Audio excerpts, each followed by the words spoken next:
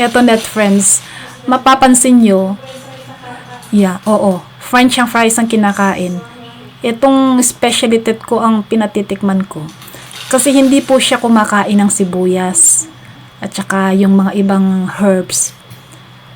Kamatis, pag iba na ang luto, hindi rin niya masyadong type. So, tingnan nyo, pilit na pilit ang pagtikim niya dito. Tingnan nyo naman. Oh, saan ang punta? Saan ang himagsikan? Pinipilit ko ng mag-harvest dito. Ayan.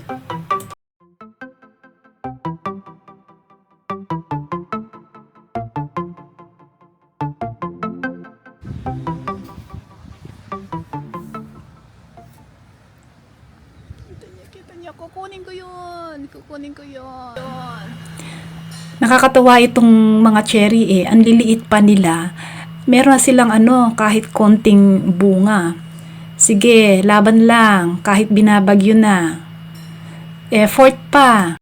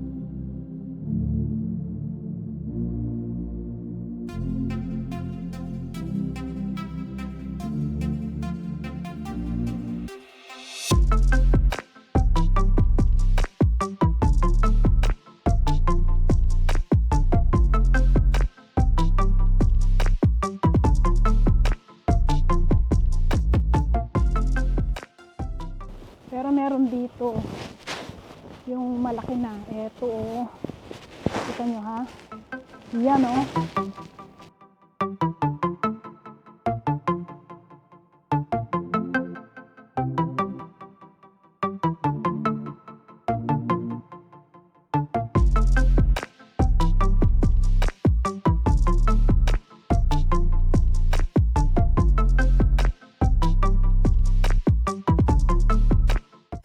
Hindi kasi kapag hinintay pa namin ito na pulang-pula, mauunahan na kami ng mga ibon.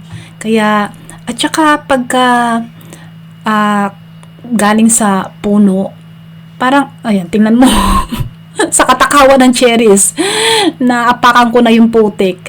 Hindi kasi kapag galing sa puno, yung diretso sa puno na kinukuha mo yung mga prutas, juicy sila, kahit na hindi pa sila masyadong hinog. Pero itong mga kinukuha namin, talagang ang juicy na talaga nila. A few moments later. Eto na naman tayo. Ano na naman ang hapunan mamaya?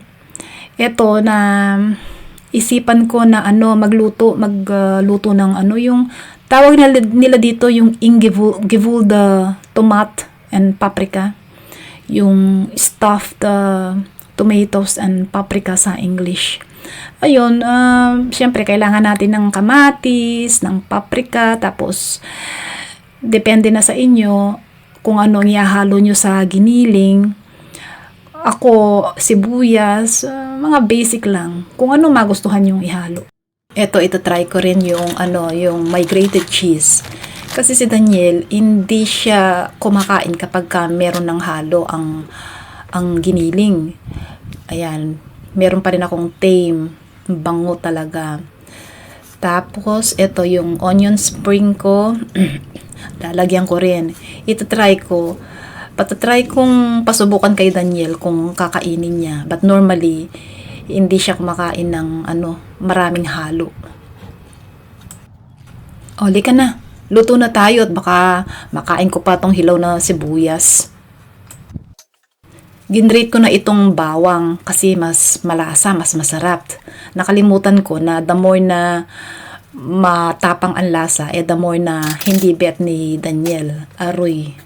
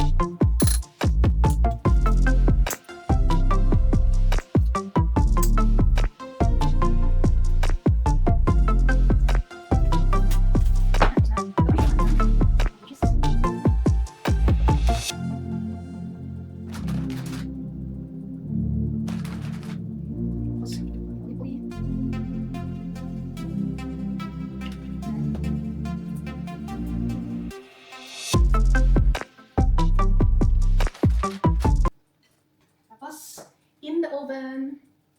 30 minutes, 180 degrees. Yan. So, habang hinihintay ko itong niluluto ko sa oven, eto, nag-i-scratch muna ako ng loto na mamag-asa na manalo. Siyempre, pagka nanalo, bibili ako ng barko. Uy, agoy. Siguro yung sagwan na lang ang mabibili ko. Sagwan ng barko. Ng bangka. Pag nagkataon. Ayan o. Tapos biglang nakita ko dito sa bintana si Daniel. Nagtataka ako sa attire niya. Tsaka may hawak siyang balisong. Hindi ko alam kung saan ang ano ba yun? Yung nabubulol na ako. Pagkikipaghimaksikan. Yung KKK. Yung pala magtatabas lang ng damo. Ay, oy, oy, oy, oy. Napansin ko itong manok na bagong dating. Yung galing kila David. Yung itim. Kasi dati, hindi ito lumalabas, naglalalabas. Yung bang nagpapamilyar pa lang, tsaka ewan ko, natatakot yata ang lumabas. Ay, ayun, pumasok uli. Natakot. Ayan na. Ang linaw ng ng fish pond namin, no? Kaya lang wala ng fish. A few moments later. Eto, tapos na. Naluto na yung menu natin ngayon. Napapansin nyo, eto, iniisip ko na hindi ito masyadong bet ni Daniel, pero hindi lang ako nagpapahalata sa kanya. Kunyari, patay mali siya ako. Pero kasi kanina, kahit maamoy lang niya yung sibuyas, hindi niya kakainin ng Tingnan niyo yung itsura niya. Halos puro french fries lang yung kinakain niya. O, ayan o.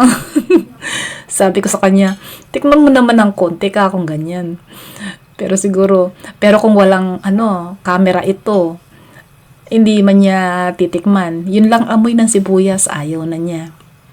Ayan o. Pilit na pilit yung pagtikim niya. Tapos nung tinanong ko, how is it? Hindi na siya sumagot. Alam ko na nun. So, bye not friends. See you next time again.